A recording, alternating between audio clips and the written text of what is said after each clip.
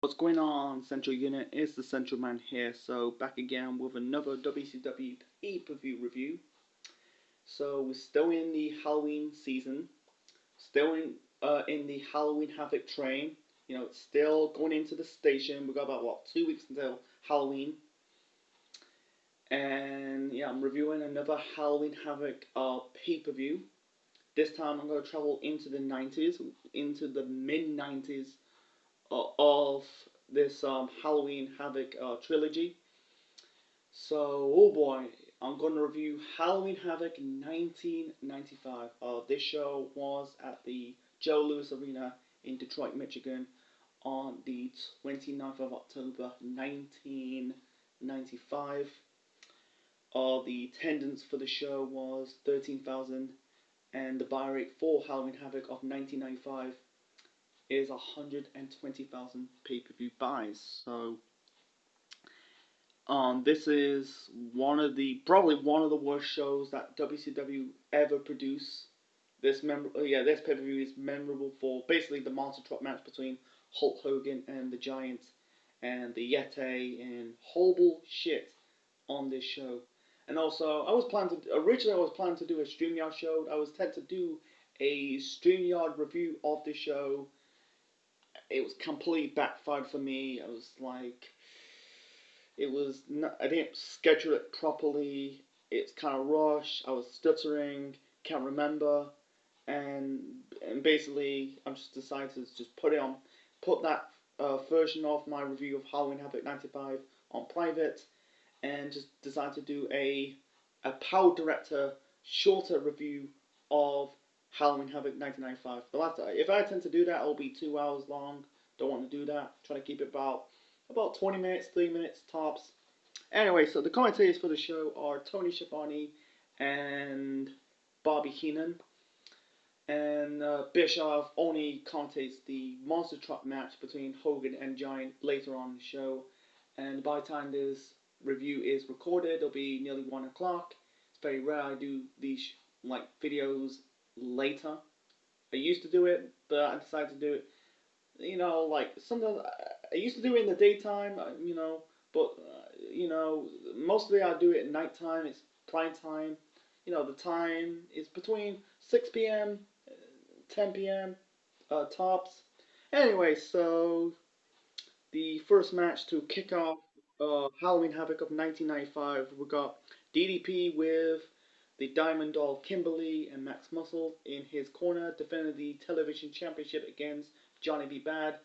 There's not really build up to this because on an episode of Saturday Night Main Event, he kind of because B. Bad was supposed to be facing Sting for the U.S. title. He didn't show up because DDP flattened Johnny B. Bad's car, flattened his tires.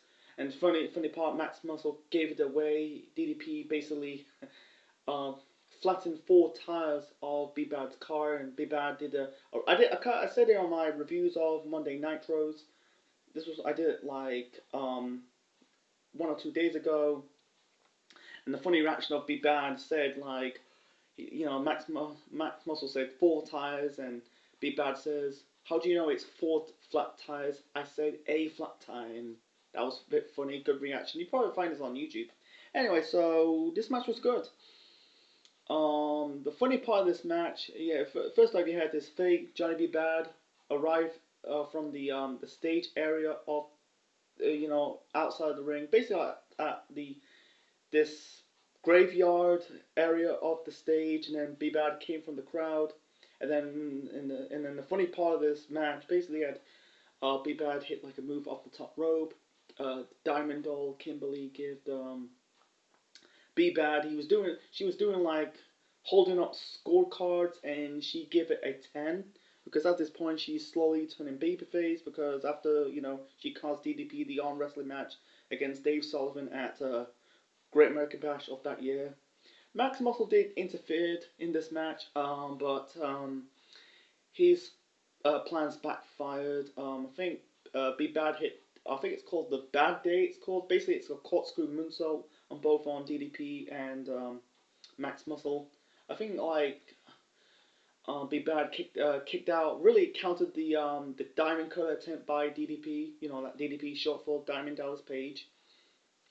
Um, in the end, Max Muscle accidentally hit DDP by mistake. He was going to clothesline Johnny B. Bad, but he got away. He hit Diamond Dallas Page by accident, and B. Bad pins Page for the victory and become the new television championship. Television champion, sorry.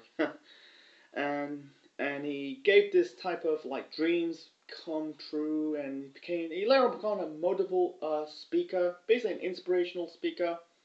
I know it's motivation speaker. I'm trying to say, I'm sorry. Yeah, he became a motivational speaker. This was after he stopped wrestling. That's like in 2000s.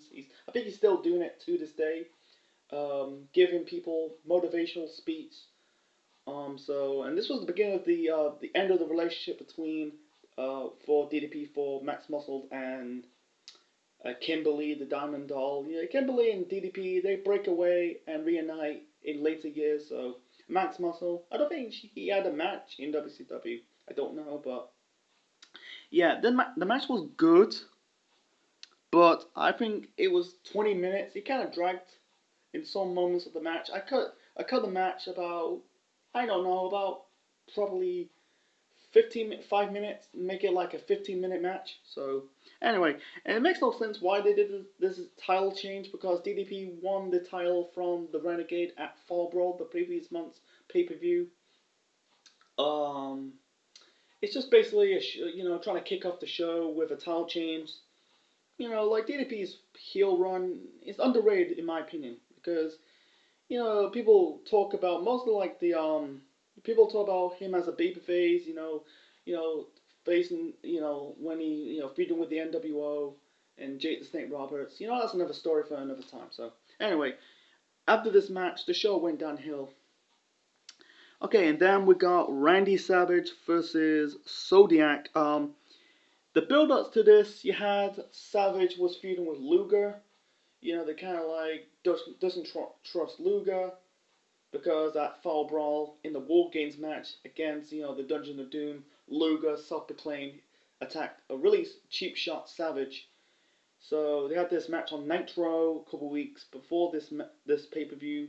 That ended when the Giant chokeslammed Savage, and and then Sting, basically making up matches. I covered that review on Nitro. I think it was on the second and the ninth episode of reviews on Monday Nitro. This was like last Monday, and I was confused why Sting's making these matches.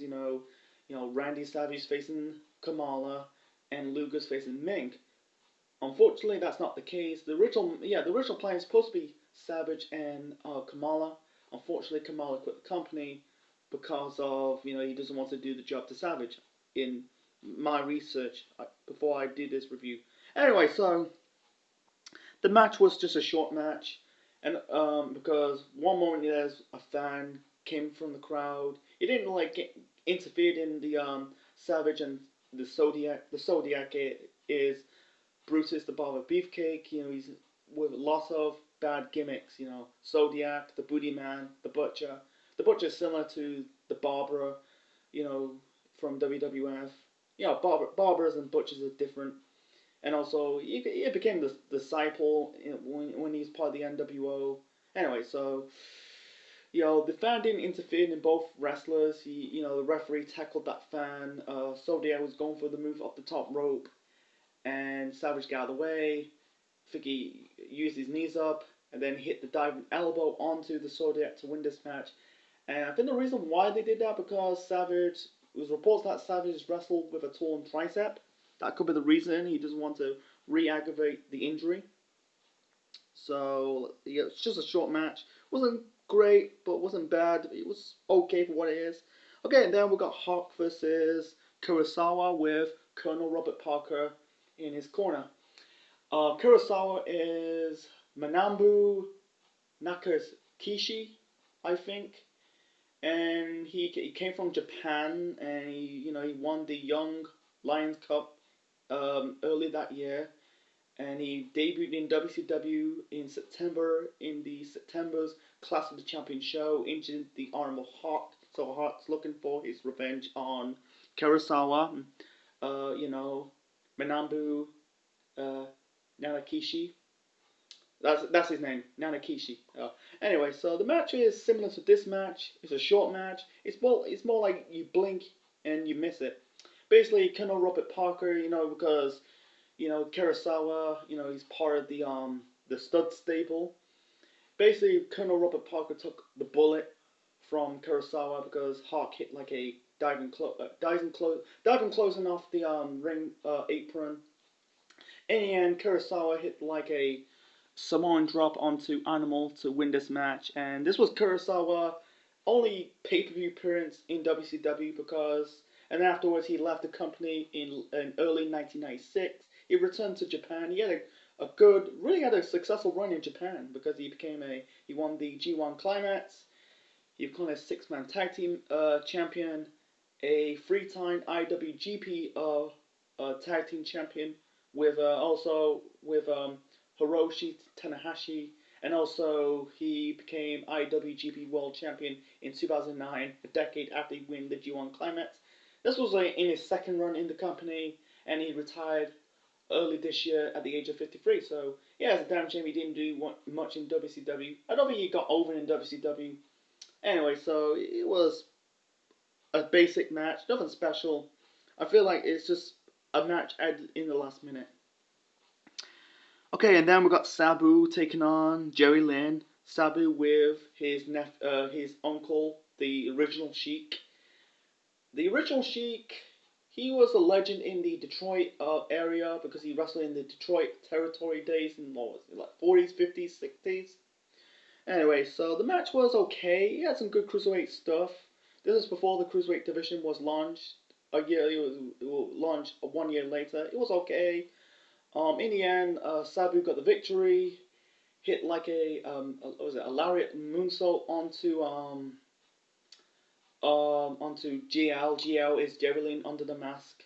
And before I get to it, in the previous match, Robert Parker helped Kurosawa got the victory. Because Kurosawa pinned Hawk with a dirty pin, and basically, Kurosawa holding the boots of Parker holding the boots of Kurosawa without the referee seeing it. So anyway, Sabu defeat GL Jerry Lynn, and then afterwards the original Sheik throwing fireball into the face of Jerry Lynn. Well, JL, that was a goofy character. And like Kurosawa, this was Sabu's only WCW pay-per-view appearance because I think he had one more appearance on Nitro before going to basically return to ECW, and he returned at the November to Remember pay-per-view that year. I covered it on my channel months ago. Go and check it out. Why the Sheik is basically throwing a fireball in the face of Jerry Lynn. Don't know why. I don't really care. Anyway, moving on to Lex Luger versus Ming. This is the rematch from Nitro. I think it was the Nitro After Fall Brawl or the on the late September episode of Monday Nitro. Anyway, Ming won that match, the first match with he used the spike onto the neck or the body area of Lex Luger. Anyway, so the match sucked. That match on Nitro sucked, and this show on this pay-per-view sucked. Same thing. You got Taskmaster in Ming's corner. Luger's okay, he has some bad matches, but sometimes he puts on some decent matches if with the right worker. Ming is not a good worker. It doesn't matter. He had a decent match with Sting because Sting is a good worker. Ming and Haku, he sucked. Both didn't gel very well. Ming hit the same international object at the time because under Ted Turner law, another topic for another time. He hit like the spike onto Luger, and afterwards Kevin Sullivan came to the ring and kicked Luger in the face. He didn't really kick Luger in the face, but basically tapped him, and the match ended in disqualification. Ming basically got pissed off at the Taskmaster, and it set up Randy Savage and Luger later on for tonight. So Yeah, bad match. It was boring. Should have cut. Should have cut the time. I think it was about 15 minutes. I don't want to get into it, but let's move on to the next match. The next match, we got a tag team match. Arn Anderson and Brian Pillman taking on Ric Flair and Sting. Before the start of the show, the announcers announced that Ric Flair got attacked. Just before their match from later on tonight. I think that was by Anderson and Pillman. Pillman is a heel because he turned heel at Fall Brawl after he helped Arn Anderson win this match against Ric Flair. And later on, you develop the loose cannon persona. And they had throughout weeks, Ric Flair was in this feud between Arn Anderson and Brian Pillman. He had a match with Pillman, a match with Arn Anderson in a steel cage, and a self-proclaimed handicap match, and it'll turn into a tag team match with Sting. Sting basically accepted Flair's challenge to team up against Anderson and Pillman on this show. So anyway, this is way better than that match from the 16th of October's episode of Nitro. That was just confusing. Edited a count out. It was a good match. The heels basically ganged up on Sting. Ric Flair came to the rescue. This is similar to from that episode on Nitro. And this time, Flair came out wearing his street clothes or normal clothes. You basically had the teasing like Sting's going for a hot tag from Flair, and the fans were chanting, "We want Flair," and they teased it. Sting managed to tag Flair in, and all of a sudden, Flair turned heel. The fans popped, and the match ended in disqualification or a non-contest. Basically, you had the Pillman, Flair, and Arn Anderson, Double A, basically beat down Sting, and Flair basically cut a promo, said about don't jump on Double A, don't play around with Pillman, don't mess with Nature Boy, basically, Brian Pillman did the woo. Arn Anderson says, all you bloodthirsty fans, you want the Horseman, now you got it. Deal with it. So yeah, this is the formation of the Horsemen, and introduced Benoit into the group. And then in '96, when Pillman left the company, you had Malenko and then Mongo. Jarrett's not really officially part of the Horsemen, but he was kind of like a satellite member of the group. Anyway, it was a good match, really, in my opinion, match of the night. But unfortunately, it did not save the show. The show went absolute downhill afterwards. So anyway, moving on to the Monster Truck match. I'm gonna keep it short and simple. We got Hulk Hogan taking on the Giant. Hogan's, part of the, he's dark side now because Giant broke his neck on 2 separate occasions. Sullivan shaved his mustache. The match sucked. Basically, it's basically a Monster Truck match. Why they did it on a wrestling show, on a pay-per-view that people spend a lot of money, don't know why. If they want to see a monster truck rally, they'll go to see a monster truck rally. They just want to see a wrestling match. Anyway, so basically, Hogan basically knocked Giant's truck out of this ring, and then afterwards, Hulk Hogan pushed the Giant off of Cobo Hall. This was on top of Cobo Hall. Hogan pushed the Giant off Cobo Hall, and basically Hogan selling it like he killed the Giant. Got wait until the main event. It's so anticlimactic, so it's fucking stupid. I don't want to get into it. So, moving on to the next match. The next match, we've got Randy Savage versus Lex Luger. They had the match on Nitro on the 2nd of October's episode of Nitro. That was ended when the Giant chokeslam Savage and Luger got the victory. Yeah, this is the rematch. Fucking boring. Don't get into it. Jimmy Hart came out of nowhere. Why is he showing up?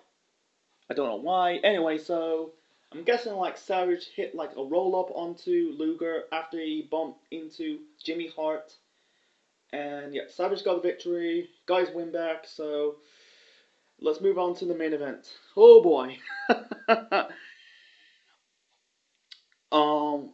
Then we got Hulk Hogan defending the WCW World Heavyweight Championship against the fucking Giant.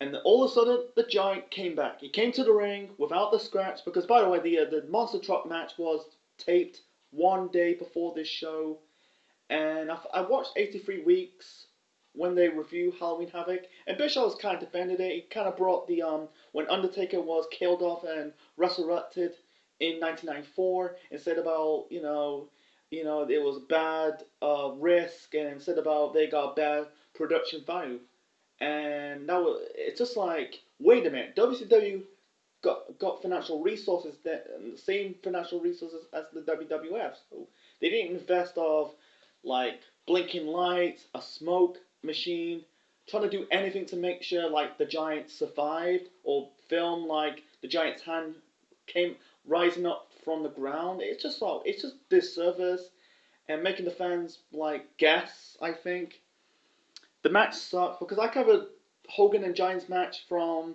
their match in the main event of Hog Wild '96. That was boring, and this was boring. They had bad matches in WCW between Hogan and the Giants. You know, the Giant is the future Big Show. It was boring.